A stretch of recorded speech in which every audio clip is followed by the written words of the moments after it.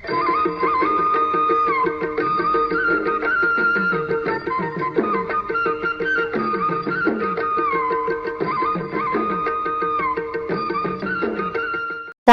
దృశ్యం. ఈ కథను రచించిన వారు శ్రీమతి పొత్తూరు విజయలక్ష్మి గారు. అది 2008 సంవత్సరం సెప్టెంబర్ మాసం.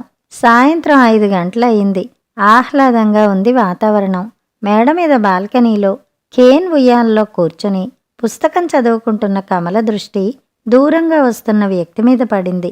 పుస్తకం అవతల పడేసి గబగబా మెట్లు దిగి కిందకి వచ్చి వరండాలో నిలబడింది. ఆశగా చూడసాగింది ఆ వ్యక్తి వంక.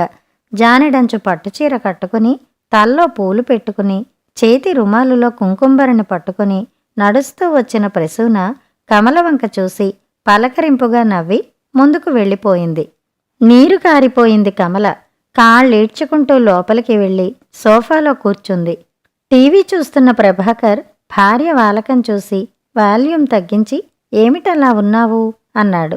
ప్రసూన ఈ పూట కూడా నా వంక చూస్తూ వెళ్ళిపోయింది అంది బాధగా.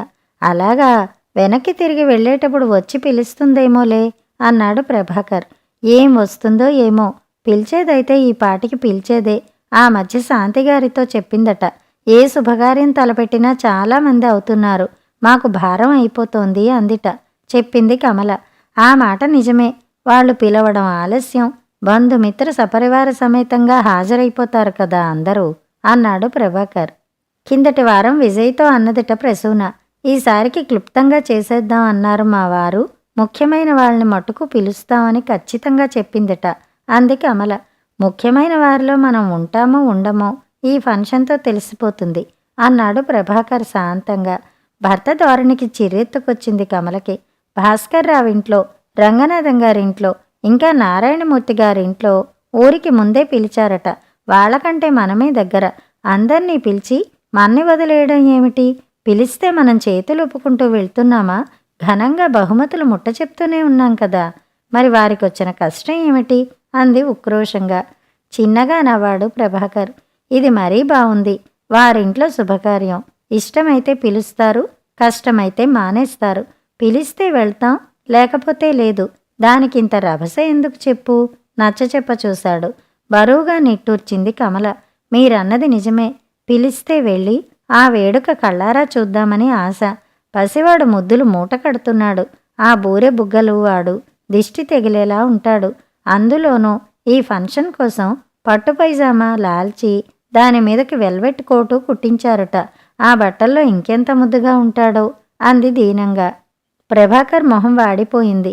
ఎంతైనా ఆ రాజారావు అదృష్టవంతుడు. బరువుగా నిట్టూర్చాడు. వాళ్లే కాదు, ఆ కాలనీలో చాలామంది ఆ విషయమే చర్చించుకుంటున్నారు. రాజారావు గారి ఆహ్వానం అందుకున్నవారు ఆనందంతో తలమునకలవుతూ ఉండగా, అందుకోని వారు ఆశతో ఎదురుచూస్తున్నారు.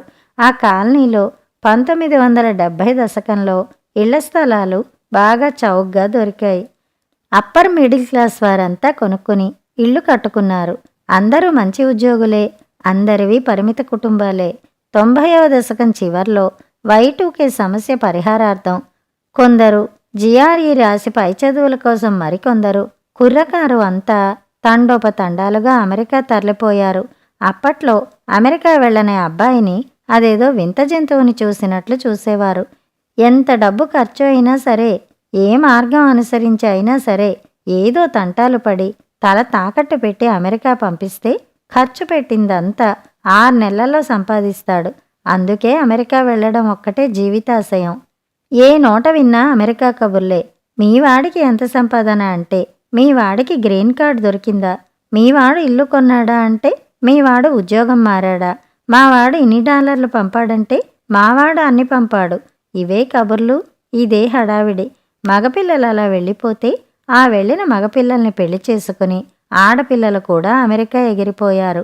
అటువంటి అమెరికా ప్రభంజన కాలంలో చాదస్త మనిషి ఒకడు సంప్రాప్తం అయ్యాడు ఆ కాలనీలో. ఆయన పేరు రాజారావు. గవర్నమెంట్ కాలేజీలో లెక్చరర్. భార్య ప్రసూన. 2 పిల్లలు, సాగర్, సంగీత. పిల్లలు బుద్ధిమంతులు, తెలివిగలవాళ్ళు. ఇంటర్లో మంచి కోచింగ్ సెంటర్లో చేరమని చెవిని ఇల్లు కట్టుకుని పోరినా తండ్రి వినిపించుకోలేదు, కొడుకు వినిపించుకోలేదు. ఫలితం ఎంసెట్లో 3000 పైన వచ్చింది ర్యాంకు. సరే, అయిందేదో అయింది. పేమెంట్ సీట్ దొరుకుతుంది. ఇంజనీరింగ్లో చేర్పించు. ఇక్కడ కాకపోతే కర్ణాటక పంపించు. అది కాకపోతే మహారాష్ట్రలో చదివించు అని చీలక్కి చెప్పినట్లు చెప్పారు. ఆహా, వింటేనా మొండిగటం. అంత డబ్బు పోసి చచ్చినా చదవనని కొడుకు, అతనికి వంత పాడుతూ తండ్రి తీరా చేసి డిగ్రీలో చేర్పించాడు. అందరూ జాలిపడ్డారు సాగర్ దుస్థితికి. ఉన్న ఒక్క కొడుకు చదువుకి కాకపోతే ఎందుకట మూట కట్టుకుపోతాడా అని విసుక్కున్నారు. పోని కూతురు విషయంలోనైనా జాగ్రత్త పడ్డాడా అంటే అదీ లేదు. అన్నగారి అడుగుజాడల్లో నడుస్తూ సంగీత కూడా ఆఫ్టర్ ఆల్ డిగ్రీలో చేరిపోయింది. ఏమిటో కలిగి కర్మం లేక దరిద్రం అంటే ఇదే. ఇక వీళ్ళని ఆ భగవంతుడు కూడా బాగు చేయలేడు అనుకుని వదిలేశారు.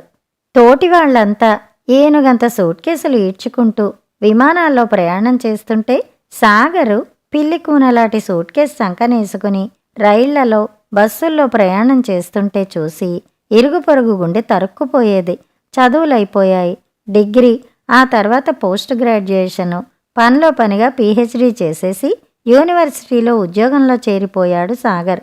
పోస్ట్ గ్రాడ్యుయేషన్తో ఆపేసి పీహెచ్డీ తర్వాత చేసుకుంటానని ఓ ప్రైవేట్ కాలేజీలో లెక్చరర్గా చేరిపోయింది సంగీత. ఇకనైనా జాగ్రత్తపడి పిల్లకి అమెరికా సంబంధం చెయ్యి అని పోరారు స్నేహితులు. విన్నాడా? లేదు. తనకు తగిన వాడినే వెతికి పట్టుకుని పిల్లలిద్దరికీ ఒకేసారి ఒకే కళ్యాణ మండపంలో కుండ మార్పిడి సంబంధం చేసేశాడు. బాగానే ఉంది, గంతకు తగ్గ బొంత అని బుగ్గలు నొక్కుకున్నారు అందరూ. అల్లుడు శ్రీ వెంకటేశ్వర యూనివర్సిటీలో పాఠాలు చెప్తాడు. కోడలు ట్రాన్స్ఫర్ చేయించుకుని వచ్చి ఇక్కడ పాఠాలు చెప్తోంది. కూతురు ఇక్కడ ఉద్యోగం వదిలేసి అక్కడ వేరే ఉద్యోగంలో చేరిపోయింది. రిటైర్ అయ్యే నాటికి చాలినంత పెన్షను, సొంత ఇల్లు, ఇంట్లో కొడుకు కోడలు, అనుకూలవతి అయిన భార్య. దర్జాగానే ఉంది రాజారావు పని. ఆయన ప్రాభవమే అలా ఉంటే ఇక అమెరికా వారి సంగతి అడగాల. వేసి వేయినట్లు ఉన్నారు. కాకపోతే ఒకటే చిక్కు. ఏదో అందరూ ఇండియాలో ఉండి ఒకడు అమెరికా వెళ్తే గొప్పగాని అందరూ అమెరికా వెళ్ళిన వారే అయితే గొప్పేముంది? గుంపులో గోవింద. అలా అని గొప్పలు చెప్పుకోకపోతే ఎలా? అందుకే మనసు ఊరుకోక యథాశక్తి గొప్పలు చెప్పుకోవడం. మా అబ్బాయి ఉండే ఊళ్ళో చలికాలం అంతా మంచుమయం. తెల్లారేసరికి దూది కుప్పల్లా మోకాటిలోతు మంచు.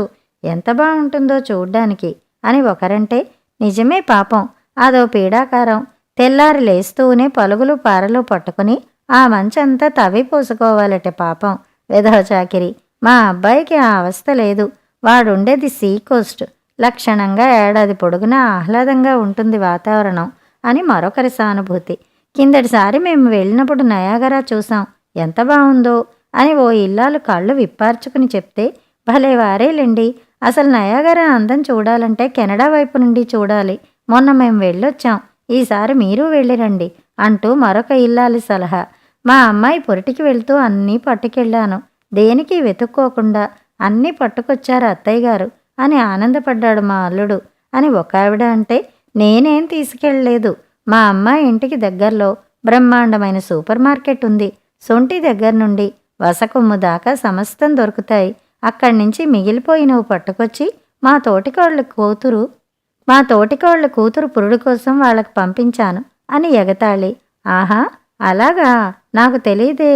ఈసారి వెళ్తే నాకు ఓ 1/4 కిలో పాత చింతకాయ పచ్చడి తెచ్చిపెట్టండి అని మొదట ఆవిడ ఎద్దేవా. డబ్బు సమస్య లేదు కాబట్టి అందరూ ఇళ్ళు మరి కాస్త అందంగా రీమోడలింగ్ చేయించి హంగులు అలంకారాలు చేయించుకున్నారు. ఎన్నో రకాల చిన్న కార్లు వచ్చేశాయి. తలో కారు కొనుక్కున్నారు. అక్కడి నుండి తెచ్చుకున్న పగడాలు, జేడ్స్తో నగలు చేయించుకున్నారు. ఇక్కడ ఉండే డబ్బు కాక అడప తడప పిల్లలు ఇచ్చే డాలర్లు అంతా కలిపి పుష్కలంగా డబ్బు. చేతి నిండా డబ్బుంటే సమస్యలుండవని అనుకోవడం శుద్ధ పొరపాటు. డబ్బుదారి డబ్బుదే, సమస్యల దారి సమస్యలదే. ఇప్పుడు ఈ ఎన్ఆర్ఐల జననీ జనకులకు కూడా 1,00,000 సమస్యలు. వయసు మీద పడుతోంది. రక్తపోటు, మధుమేహం వంటి సాధారణ అనారోగ్యాలు. అవి కాక బైపాస్ సర్జరీలు, బెలూన్లు వదలడాలు, హిస్టెక్టమీలు వంటి గంభీర సమస్యలు. ఏ అవసరం వచ్చినా ముందు మనిషి ఆసరా వెతుక్కోవాలి. అంత దూరాన ఉన్న పిల్లలు చీటికి మాటికి రాగలరా? వచ్చినా వాళ్ళకి వీళ్ళు చెయ్యాలి తప్ప వీళ్ళకి వాళ్ళు చెయ్యగలరా? డబ్బు పారేస్తే మనుషులు దొరికే కాలం పోయింది. అందరూ డబ్బు పారేయగలవాళ్లే అవడంతో మనుషులు దొరకడం గగనం అయిపోతోంది. కారైతే కొనుక్కున్నారు గాని పాపంలో పెరుగుతున్న ట్రాఫిక్లో వాహనం నడపడం అంటే కాస్త వయసు మళ్ళిన వారికి కత్తి మీద సాము వంటిది. పోనీ డ్రైవర్ని పెట్టుకుందామంటే ఓ పట్టాన దొరకడు. దొరికినవాడు మాట వినడు. అన్నీ సవ్యంగా సజావుగా సాగినంత కాలం ఏ ఇబ్బంది లేదు. ఎటొచ్చి ఏదైనా అవాంతరం వస్తే పచ్చి వెలక్కాయ గొంతులో పడినట్లు అవుతుంది. ఈ కారణాల వల్ల అన్నీ ఉన్నా ప్రతి ఇంట్లోనూ ఏదో స్తబ్దత, జడత్వం. ఆ గంభీర వాతావరణంలో సందడి సంరంభంతో ఉండే ఇల్లు ఒకటుంది. ఆ ఇల్లు రాజారావుది. రీమోడలింగ్ చేయించలేదు కానీ క్రమం తప్పకుండా సున్నాలు రంగులు వేయిస్తూ ఉండడంతో కళకళలాడుతూ ఉంటుంది. క్యాక్టస్లు, మనీ ప్లాంట్లు, ఇండోర్ ప్లాంట్లు, తొట్లలో వేలాడే క్రోటన్సు లేవు ఆ ఇంట్లో.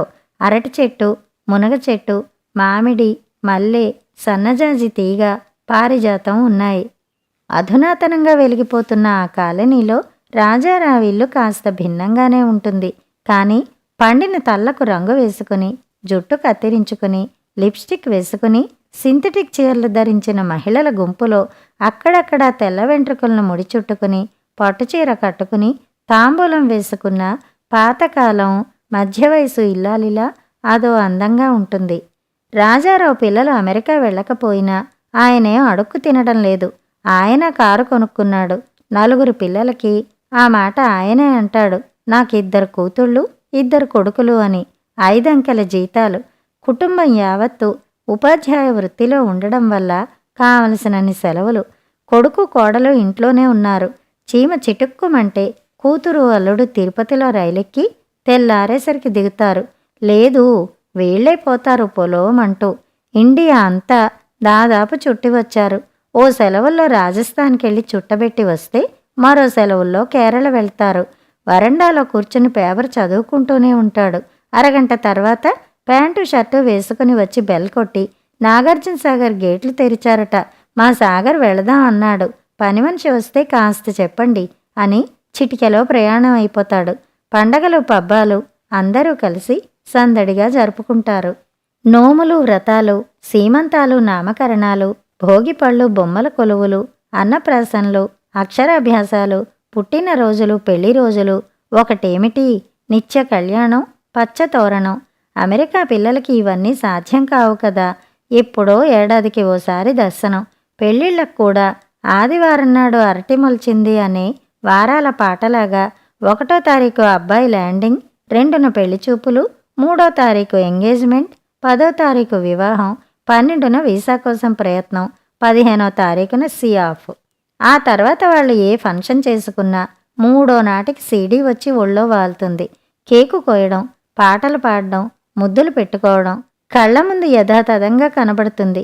కాకపోతే అందులో జీవం ఉండదు. కన్న బిడ్డల్ని అభిమాన నాయకుడిలా తెర మీద చూసుకుని ఆనందించడం సాధ్యం కాదు కనుక మనస్సు సివుక్కుమంటుంది. అందుకే రాజారావు ఇంట్లో వేడుక అంటే అందరికీ పరమానందం. ఒక్కటి మానకుండా అందరూ వెళ్తారు. బోసినవ్వుల పసిబిడ్డల్ని ఎత్తుకుని తమ మనవలతో ఆడుకున్నంత ఆనందిస్తారు. నాన్న నాన్న అంటూ వెంట తిరిగే సాగర్లో తమ బిడ్డని వెతుక్కుని తృప్తి పడతారు. వదిన మరదళ్ల హాస్యాలు, బావమరదల పరాచకాలు చూసి ముసిముసి నవ్వులు నవ్వుకుంటారు. అక్కడున్నంతసేపు సర్వం మరిచిపోయి ఆనంద పరవశులవుతారు. ఆ సజీవ దృశ్యం చూడడం కోసం చెకోర పక్షుల్లా కాచుకుని ఉంటారు. రాను జనం పెరిగిపోతున్నారు కాబట్టి ఇక మీదట వేడుకలు క్లుప్తంగా చేద్దామని రాజారావు ఆలోచిస్తున్నాడని విన్న దగ్గర నుండి అందరి గుండెల్లో రాయి పడింది. రాజారావు మనవడి పుట్టినరోజు ఆహ్వానం అందుతుందనే ఆశతో, అందదేమో అనే భయంతో సతమతం అవుతున్నారు. వారి ఆరాటం సహజమే. తమకు అందని దానికోసం అదెంత చిన్నదే అయినా ఆరాటపడడం మానవ నైజం కదా. చైతన్య స్రవంతిలా సాగిపోతున్న ఆ ఇంట్లో ఆ వ్యక్తుల మధ్య కాస్త సమయం గడిపితే ఆ తీపి జ్ఞాపకాలతో కొన్నాళ్లు కాలక్షేపం చెయ్యొచ్చు. పాపం వారికి కలిగిన ఆ చిన్న కోరిక తీరుతుందా? కథ సమాప్తం.